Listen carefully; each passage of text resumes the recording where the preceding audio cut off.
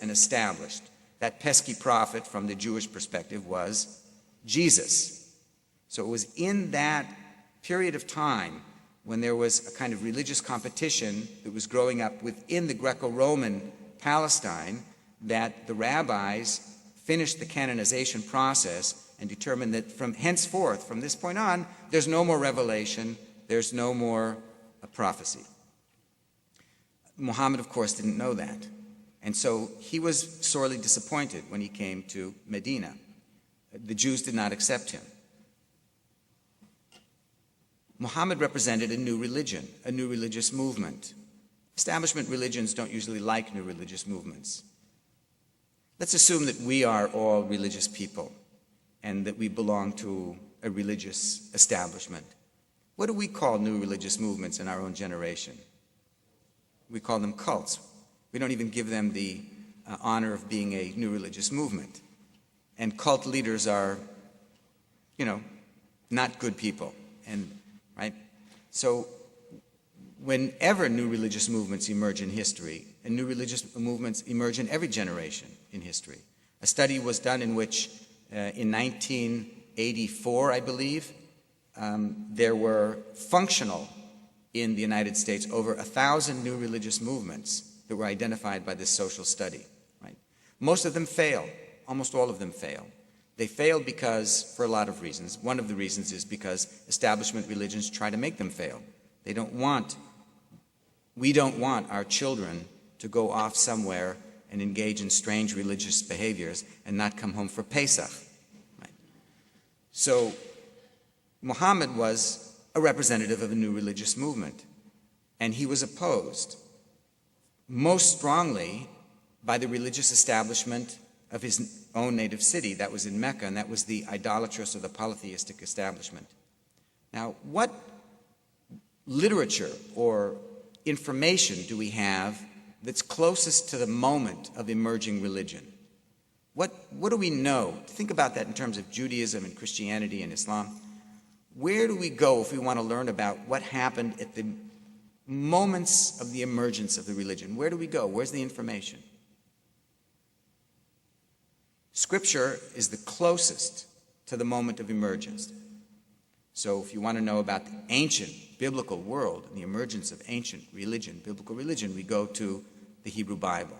If you want to go to the earliest texts that treat the New Testament, you got it, the New Testament. If you want to go to the earliest text to treat the emergence of Islam, you go to the Quran. And you'll notice that in those texts there's a lot of resentment directed toward establishment religions. Think about the New Testament. There's a lot of anti-Judaism in the New Testament. From the Jewish perspective, it's a real problem. From the humanist perspective, it's a problem. But from the perspective of the study of religion, it's totally natural. It's a problem that needs to be dealt with, but it's a natural phenomenon because Jews, as well as Greco-Roman religionists, were opposed to the emergence of a threatening new religious movement, and they tried to prevent the movement from being successful. The anger and the resentment that was part of that new community is embedded in the very text of Scripture. It's a very big problem in terms of eliminating that kind of rhetoric or that kind of sentiment, because this is a holy book. You can't erase parts of a holy book, but it's there. And so it's upsetting to us, and with good reason. And there is material in the Quran which is anti-Jewish and anti-Christian, as well as anti-polytheism, because polytheism, Judaism, and Christianity represented the establishment religions that were actively engaged in trying to prevent Islam from being successful. What we don't, for those of us who are Jews in the room, what we don't usually resonate with is all of the very nasty rhetoric in the Hebrew Bible directed against the establishment religions of its own day. And that is Canaanite religion, right? And there's tremendous anger and fury and rage and violence directed against the establishment religions of the Hebrew Bible. The major difference between the biblical view and that of the New Testament and the Quran is that there are not a lot of Canaanites who call us to task for all the nasty anti-Canaanite rhetoric. But it's simply a phenomenon of religiosity. So what am I trying to present with this? I'm trying to present an image of religions in natural tension with one another. And it's a part of life. It's not an aberrant kind of thing. there's nothing inherently wrong with the religion because it's expressing a kind of sentiment that emerged with the emergence of the religious tradition. But it's something that we need to deal with and deal with smartly. Interestingly enough, when Muhammad came to town, to Medina, the Jewish community which opposed him, well, rather than me tell that story, why don't we read the story? Let's go to page 2. This is from the Hadith, which is not the scripture of Islam, but is the equivalent or the kind of parallel to the oral literature in Judaism. It is a genre of literature that records the sayings and the behaviors of the Prophet Muhammad that were recorded and kept orally for generations and then eventually written down. So these are all short vignettes that speak about what Muhammad said or did. For those of you who remember the 90s, if you remember the 90s, there was a term that was often used that was WWJD. Does that make sense to any of you in those communities? What would Jesus do? Well, the Hadith is a record of the behaviors and the statements of Muhammad that is used as a kind of guide for behavior in Islam. So it's sort of what would Muhammad do? So here's one right here, and this is a fascinating one.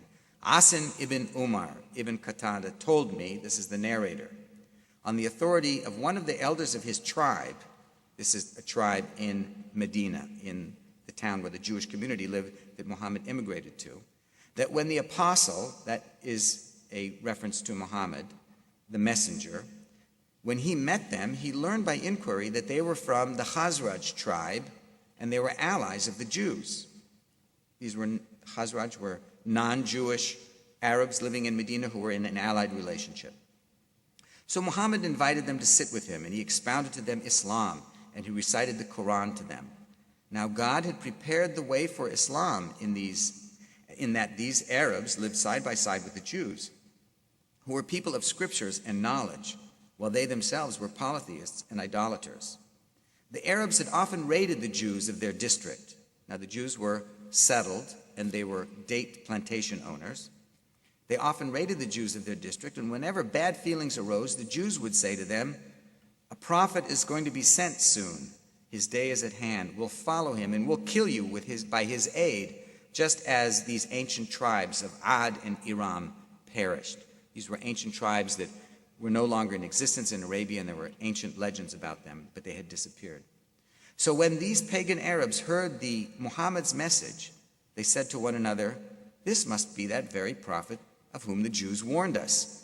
Don't let them get to him before us." Thereupon they accepted his teaching and became Muslims. Kind of an irony, right? An irony. So we have information about that natural tension between the religious establishment of Medina and the new emerging religion of Islam. And that tension is realized in the texts of the tradition and also in the text of the Quran. So I want to move now to page 4.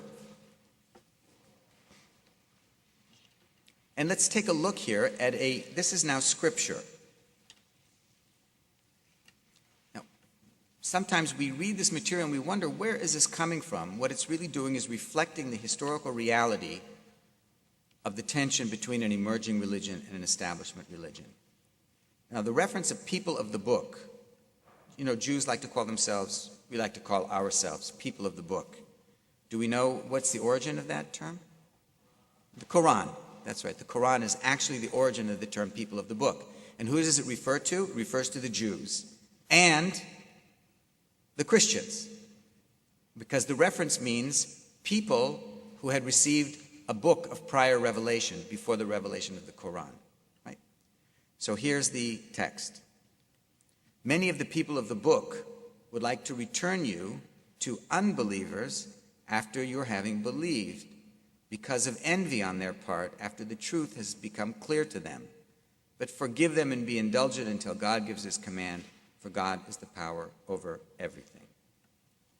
So imagine yourself a prophet. You are receiving revelation from God. Now, you may be a prophet, or you may be clinically insane. We don't know that. If you believe that he is the prophet, then he's a prophet.